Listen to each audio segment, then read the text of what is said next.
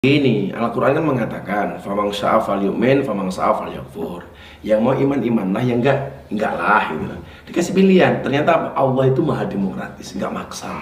Tafsir ini ada beberapa tafsir yang sahih yang diriwayatkan oleh para salaf mengenai apa sih makna la ikraha fid din, tidak ada paksaan dalam agama.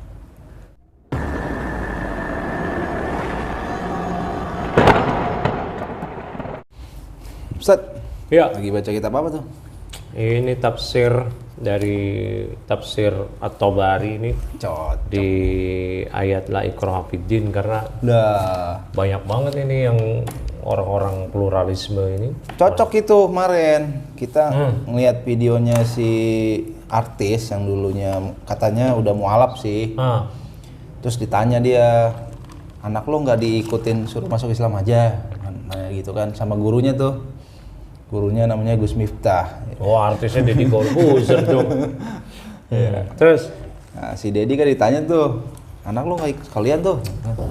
Oh enggak, kalau gua mah bebas, anak gua mau milih yang mana gua nggak akan maksa dia gitu. Nah, justru yang anehnya tuh si Gus Miftah itu bilang, oh iya itu bener gitu, karena Allah berfirman la ikraha fiddin. Nah tadi tuh dia tafsirkan bahwa tidak ada paksaan dalam agama, artinya seseorang tuh bebas memilih agama yang dia yakini benar gitu.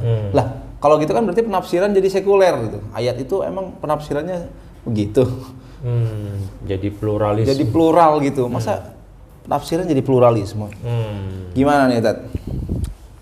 Barakallahu fikum. Sambil ngopi. Aska, gua akan mencontohkan yang baik. Masalah dia nanti menjadi muslim, alhamdulillah. Tapi kalau enggak, gua nggak bisa apa-apa juga, itu pilihan dia karena dia udah akil balik. Nah, menurut lu gimana? Dia udah akil balik kan? Udah. Begini, Al-Quran kan mengatakan famang syaa'a falyu'min, famang syaa'a falyakfur. Yang mau iman imanlah, yang enggak lah gitu. Dikasih pilihan. Ternyata Allah itu maha demokratis, enggak maksa. Enggak maksa. Yang mau beriman, enggak, silakan. Maka konsepnya adalah la ikraha fiddin, tidak ada paksaan di dalam beragama. Apalagi konteksnya si Aska sudah dewasa. Betul. Lo ngajak, lo kasih contoh, kalau dia terima ya alhamdulillah, enggak ya pilihan dia sendiri. Betul. Jangan kemudian lo dikatakan kalau si Aska enggak ikut-ikutan lo dosa. Waduh, lama-lama jadi panitia dosa semua. Panitia dosa semua ya? Ya, Alhamdulillah, salatu wassalamu ala rasulillah wa ba'd.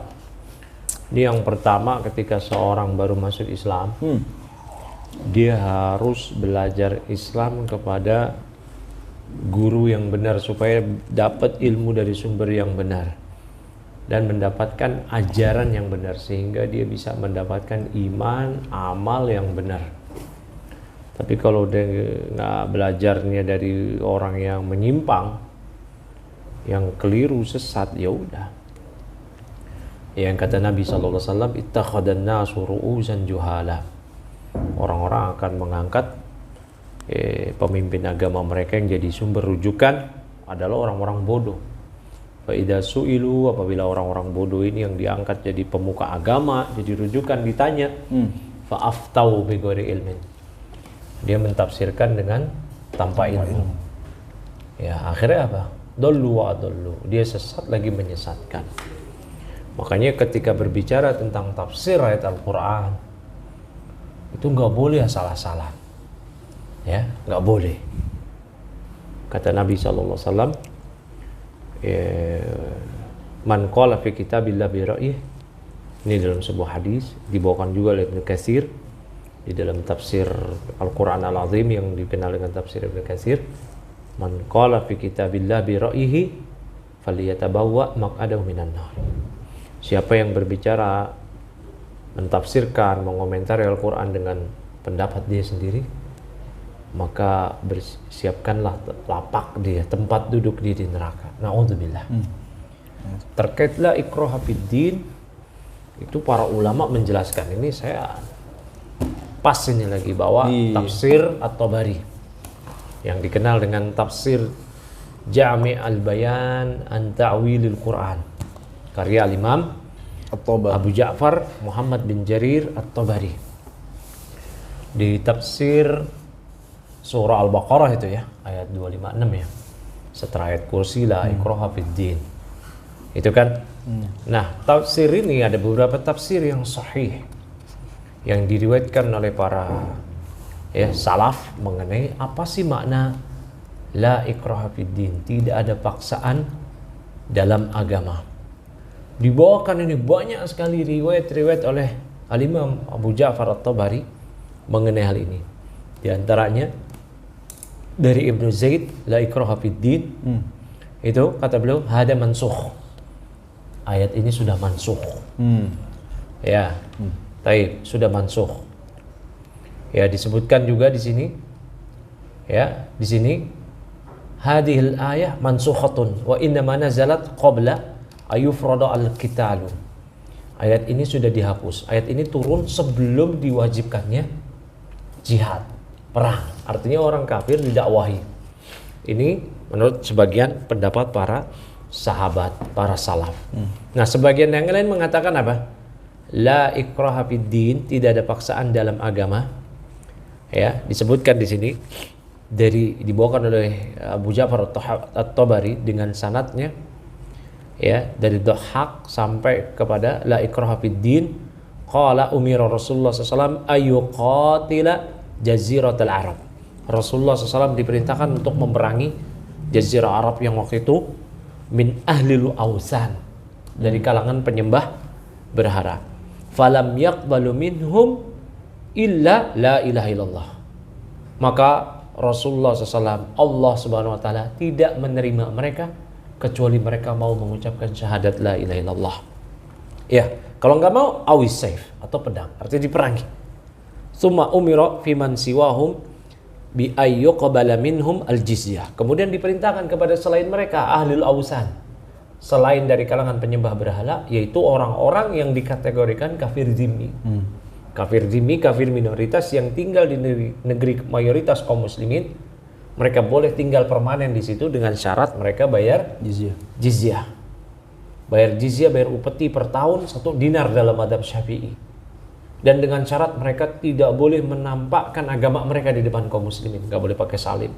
Siapa itu ahlul zimmah? Yahudi, Nasrani, Majusi. Nah, kalau ini baru la ikrah fid din, ada ulama yang mengatakan itu untuk mereka. Artinya tidak ada paksaan dalam agama. Kamu mau Islam atau mau tetap di agama kamu tapi bayar jizyah. Dan dengan syarat-syarat yang lain, nggak boleh menampakkan agama, nggak boleh tampil lebih unggul dibanding kaum muslimin. Artinya kalau kaum muslimin pakai kuda, dia pakai keledai. Kalau kaum muslimin pakai keledai, dia jalan kaki. Kalau kaum muslimin jalan kaki berbarengan, dia wajib minggir. Walaupun kaum muslimin 2 orang, dia puluhan, dia wajib minggir ke tembok, ke got. Begitu. Gak boleh pakai salib, gak boleh syiar-syiar, apalagi jadi buzzer. Gak bisa. Apalagi ngina-ngina umat Islam, gak bisa. Ya. Barakallahu fik. Nah, jadi tafsirnya ada 2, yaitu tafsirnya itu pertama mansukh, sebelum diwajibkannya ayat-ayat jihad. Nah, yang kedua la ikraha fid din, itu hanya untuk ahli zimmah, ya Yahudi, Nasrani, Majusi, yang mereka bayar jizyah upeti. Kalau di Indonesia ini nggak ada ahli zimmah, karena ya cuman Nasrani kan, Yahudi nggak ada, Majusi nggak ada, Nasrani. Terus Nasrani pun nggak bayar zimmah kan? Kafirnya kafir. Sebenarnya mereka kafir harbi, cuman nggak diperangi demi kemaslahatan. Mudorot yang lebih, menghindari mudorot yang lebih besar. Kalau ada yang bilang mereka kafir muahad, kafir musta'man, kafir ya apalagi itu nggak ada. Ya kalau kafir muahad, ya mereka nggak bisa permanen dong. Kafir musta'man, mereka dapat suaka, nggak permanen juga.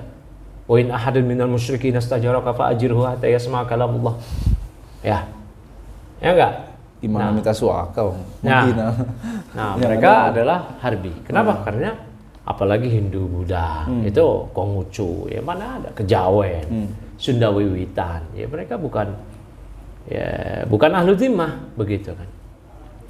Nah, jadi tafsirannya seperti itu. Terus juga yang dikatakan oleh tadi si Deddy Corbuzier, Deddy Corbuzier dulu nih. Wah, saya nggak mau maksa anak saya. Ya, terus Gus Miftah tadi juga ngomong apa? Faman syaa fal yu'min, faman syaa fal yakfur. Nah, itu dia nggak tahu tuh. Juga itu. Konteks ayatnya itu ancaman, tahdid. Ya, tahdid ayat tersebut. Ya, ancaman ya. Sama, wa may yashkur fa inna ma yashkuru li nafsihi. Ya, siapa yang mau bersyukur, syukur untuk diri sendiri. Kalau kufur, maka Allah Ghaniyun Hamid. Ya, lagi pula ya. Kok gimana ini? Ya, seakan-akan Islam ini membebaskan semua. Iya, gitu. Gak bisa. Allah telah memberikan ancaman. Wa may yabtaghi ghayra Islam dinan fala yuqbala minhu wa huwa fil akhirati minal khasirin. Siapa yang mencari agama selain Islam, enggak diterima agamanya. Dan di akhirat dia menjadi orang yang merugi. Rasulullah SAW juga bersabda, "La yasma'u ahadun min hadhil ummah yahudiyyun wala nasraniyyun, tsumma la yu'minu bi walladhi ji'tu bi illa kana min ashabin nar."